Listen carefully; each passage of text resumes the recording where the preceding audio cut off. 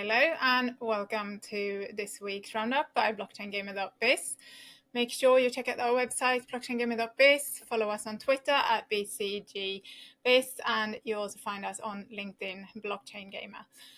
And today it's Friday, the 30th of June, and we are back. We weren't here last week, but we are today. So it's me, Jenny Jordan, and co-host John Jordan. Hello, how are you doing, John? Good. Good, back from Dubai. Back from Dubai last week, asleep last week, yeah. Halfway through the year now. Yes, we are. Zooming through, yeah. Yeah, good. So this week we've had, I guess the biggest news would be the announcement that Ubisoft is launching its first blockchain game.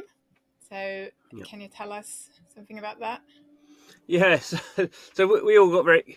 So yeah, so it's sort of weird. So Ubisoft actually didn't announce it. So the Japanese blockchain Oasis announced that they were working with Ubisoft on a game called Champions Tactics Grimoria Chronicles, and even from Oasis, who did put out a press release because they had a big press event in Japan. That wasn't like the headline of their press release. Their headline was. The thing was, sorry. Yeah. And there was like plenty of news in there, wasn't there? Summoners War Chronicles by Come to Us. That was at the top. Yes. And then under that was Double Jump Tokyo's release, and then sort of further down in the press release came the Ubisoft one. So it was easy to miss. Yeah, it was just like one line, and I sort of, when I got the press release, I can't remember the sort of slightly the end of our day sort of timing, and I sort of, I read the line and like Ubisoft announced the game, and it didn't sort of really sort of trigger my brain, and so someone actually had sort of put together quite a nice Twitter a sort of tweet thread sort of around it. That was the first thing looking back that I saw when I was sort of Googling if anyone was covering it, but then no one was covering it, so we sort of had to leap into action about 10 o'clock UK time, having realised what was going on. But still, as far as I can tell, Ubisoft haven't it is a proper game that they're working on. There's a website and a Twitter and a YouTube and everything, but Ubisoft itself haven't officially released anything. The only sort of press has come from Oasis, which is, quite well known in blockchain, but not known for the general gaming press. And some of the gaming press have covered it now, but not really very much. Eurogamer's covered it, but I can't really see anyone else. Even some of the websites that love to slag off Ubisoft and NFTs haven't even really bothered yet. So it's sort of one of these kind of slightly weird things. I guess the other reason may be that there's not really an awful lot of detail around what this game's going to be. So they're saying a PvP sort of a hero collection game. So there's not any screenshots or really much artwork. There's sort of a on the video. It sort of shows these sort of silhouettes of sort of like little sort of miniature characters. So we can imagine if it's called Champions Tactics, then we're probably going to be collecting champions, putting them in a little squad, choosing some tactics. So it's not going to be massive big sort of shooter sort of thing. It's going to be a more thoughtful approach, but I guess it is interesting for those of us who've been in the space for a while, because Ubisoft has been involved in various forms in blockchain since 2018. So it had an internal test game then called Hashcraft, which it didn't release. It was just an internal test, and it obviously did the NFTs in Ghost Recon. That caused a lot of press coverage like a year and a half ago. Over a year and a half ago. And then it did have a sort of another game which they think Project Q. They didn't say it was a blockchain game, but people sort of thought it was, and that sort of got cancelled. So, and they've had they actually did some NFT stuff with UNICEF on rabbits, and they've had rabbits in and that's rabbits in Sandbox and stuff. So there's quite a lot of different stuff they've done. They've invested in a whole bunch of companies, but this is sort of the first time we've seen Ubisoft say this is like a proper game that we're going to stand behind.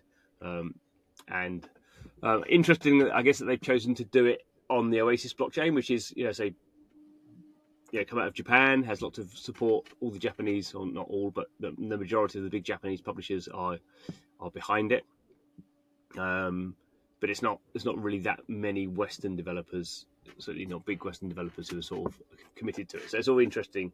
I guess again, it gives Ubisoft, a sort of space to experiment without them saying we've got 100 people working on this massive blockchain shooter game, which Yeah, so maybe. do you think it's got something to do with kind of the fact that they haven't announced anything big? They have gone with a Japanese blockchain, and do you think they just sensed that this wouldn't be well received in the West, or Oh, they that know it that. wouldn't Oh, yeah. I mean, they be absolutely know that. accepted? I mean, they even say on the website this is an experimental game, so they're definitely sort of trying to downplay the, the nature of what they're trying to do, and I guess from their point of view that there's no Oasis is a Japanese blockchain, but it's not like you can only be you have to be in Japan to use it. I mean, anyone can use Oasis. It's like any other blockchain. It's an EVM chain. They're sort of slightly their own sort of way of doing things. But if this game was a big hit, then people anywhere around the world could play it. But I Yeah, think for sort of Ubisoft have a they're not going to make a lot of money from a blockchain game. So for them, it's sort of doing something credible and learning, and then sort of building up over time to do things where they can invest more money. This will be, I imagine, a few million euros, something like that. And yeah, this is sort of the difference between some of these companies, some of these startups have raised $40 million to make a blockchain game. I mean, they're all in. They have to make the biggest sort of game that they can. Whereas Ubisoft, there's no point in them investing $40 million in this sort of thing at the moment. But they're sort of like take these, and you can see. I think you can see everything they've done so far since in the last 5 years is sort of a step, a step forward. Some of them have proved to be steps back, but they've learned from that, and that's how they're positioning it now, and that's why they're not doing a big press release to everyone about look at our blockchain game, which maybe a year a ago. year ago it might have been very different, but no. Yeah, exactly. Yeah, right. So moving on, we have Mythical Games, your favorite subject, I believe, John, and they Yeah, announced that they've raised 37 million in yeah, a C1 round, and you are not entirely convinced that it was. yeah. Me and Mythical Games. They announced like 20 million not long ago, and this is Yeah. now said to be part of these 37 million. So it's Uh, not an additional 30 million on top of it, or we don't know, or what's the. yeah. So the headline was so Mythical raised like a Series C. So normally, when you're investing, you go through like seed, then A, B, C round. So every as you get further, generally those rounds get bigger in terms of the money raised. So it raised a Series C round in November 2021. It was $150 million, led by Andreessen Horowitz, A16Z, and valued the company at 1.25 billion. So that was a sort of that was sort of just when the market was really going big. Yeah. So lots of people were doing those sort of rounds that seemed very sort of normal, blah blah blah. And then since then, obviously the market's really cooled off. Mythical's been doing some interesting stuff. It's sort of formalized its sort of mythical chain, which is now also has this mythos sort of foundation. So it's still a bit confusing exactly what sort of infrastructure it's things running on. Blanco's block party seems to be running on its own sort of historic sort of chain as well. They've got these different sort of systems going on, but as you say, earlier this year, I think it was April, they announced a $20 million raise, and they were moving the Mythical chain from Ethereum to Polkadot. Now Okay. that was sort of weird because the Mythical chain doesn't run on Ethereum. It's actually the original chain was using the EOS SDK.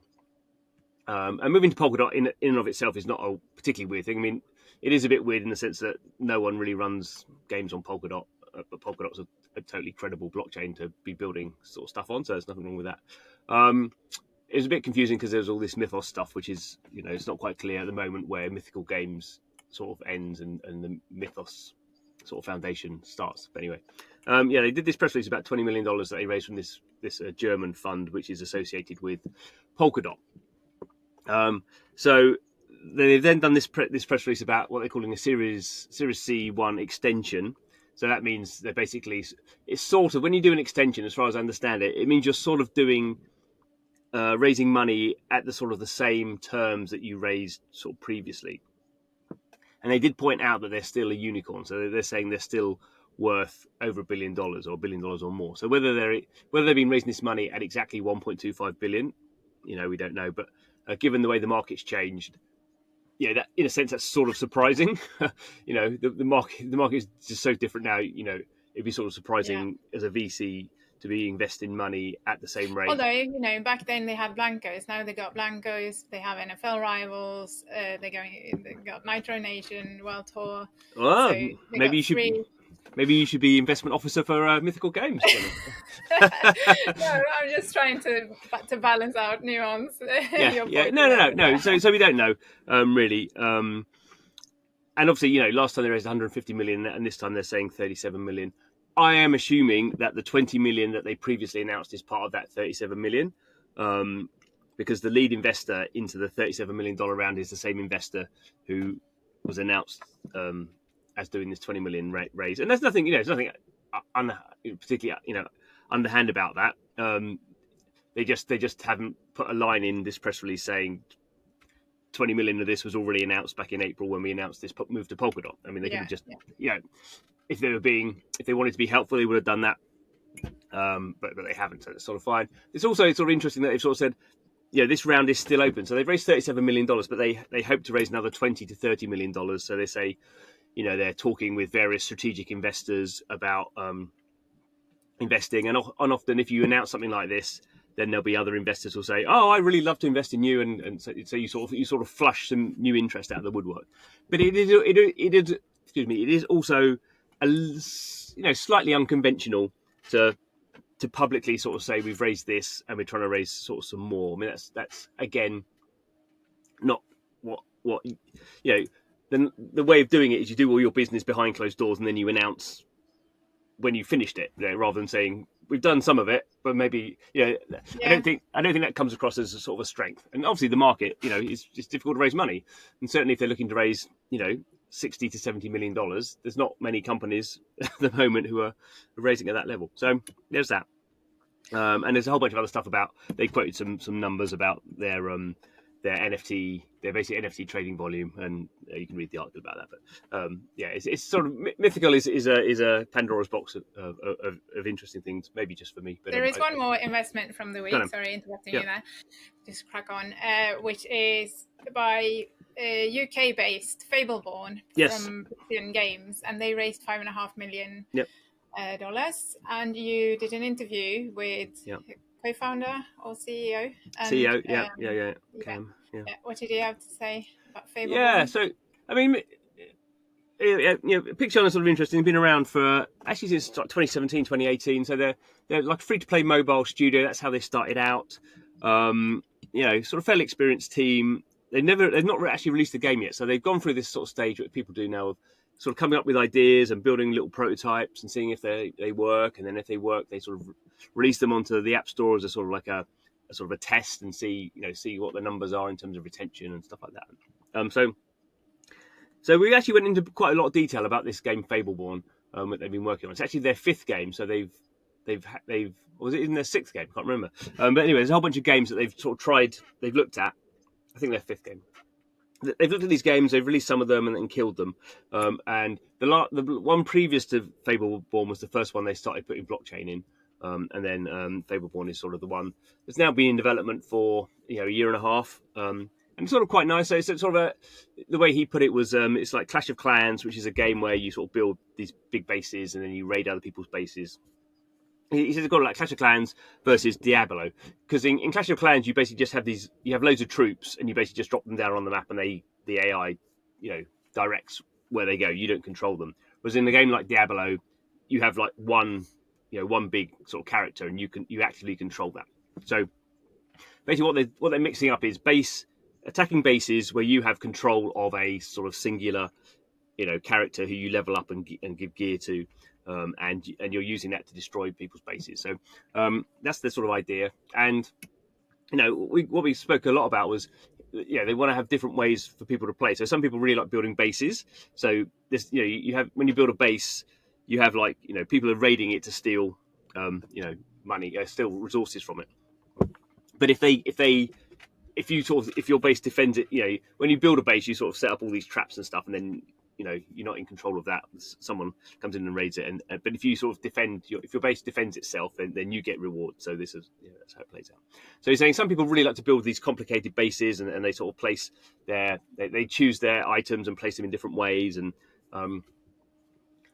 equally when people attack, everyone is sort of attacked in a different way, because everyone has different characters and everyone wants to sort of choose different ways of doing it. So he says it's interesting. There's a lot of emergent qualities there, and I think that's what they're hoping that some people generally sort of, if we could characterize it, there's the sort of the testosterone male side of the brain that loves to run around shooting things and blowing things up, and then there's maybe the more female. I'm going to sort of create this sort of decorate my base, if we want to put it very crudely. Obviously, male and females, have. I think some people would disagree there, but some people. I'm saying very broadly, but he's saying it's sort of interesting that you can have, and obviously some people will play both. But the sort of idea is, as you get into the game, you only get a certain amount of resources, so you sort of end up doing. Do you want to level up your character as much as possible to be great at raiding bases, or do you want to get really good traps to protect your base? And then the blockchain bit is obviously the characters can be NFTs, the bases can be NFTs. When you get to a certain level, you will need to buy tickets to raid a base, and then the person whose base is being raided gets the ticket. So there's sort of idea of a sort of circular economy, and they have sort of idea about esports. We didn't actually mention this in the interview, but they have this sort of tagline called lunchtime esports. So sort of esports can be very, generally very hardcore and go on for ages, and they're trying to say on mobile, because it's a mobile game, we'll have these sort of very short 5-minute sort of things, but his view would be this could be as deep as an esport, but over a much shorter period of time. Actually, that's really hard to do. It's really hard to have very deep complexity in a very short period of time. Lots of people have tried to do that, and lots of people have failed. So we'll see how they plan out. Fable Born is actually it's getting quite close now. So they are going to be doing their first. They're still doing closed tests, but they're going to be doing their first open tests, I think, next month, and I think they're getting quite close to their first NFT. Mints as well, so good timing there. And they say 5.5 million. It's not an enormous amount in the big scheme of things, but they're a fairly sort of small team who know what they're doing. So like Mythical is like hundreds and hundreds of people in North America doing these massive big platforms and blah blah blah. Yeah. So this is sort of a bit more of an indie team, but you want both sort of companies in the sector. Talking of strategy games, they got the playtest of Heroes of Mavia starting today. Yes. Which is that today? Sort of Clash of Clans. Yeah, it's starting today. Oh, yeah. Another kind of Clash of Clans inspired. Very much so. Yeah, blockchain game. So check that out. We have been playing. I have been playing the casual puzzle game. Anipang Blast that launched earlier this week, and it runs on the WeMix blockchain by the South Korean game publisher WeMade. And it's kind of, in and of itself, this casual game, it's not much perhaps, but there's actually 3 games that are part of this Anipang club that uses these Anipang IP and different sort of puzzle games in there. It's neatly presented and kind of very easy to learn. So more maybe those female games that you're talking about, John. Not exactly running around shooting each other, taking weeks to sort of learn and get the hang of. So that's something to check out. You can read that on our website as well. And I think that's it from us this week. And we look forward to seeing you all next week. Bye-bye. Absolutely. See ya.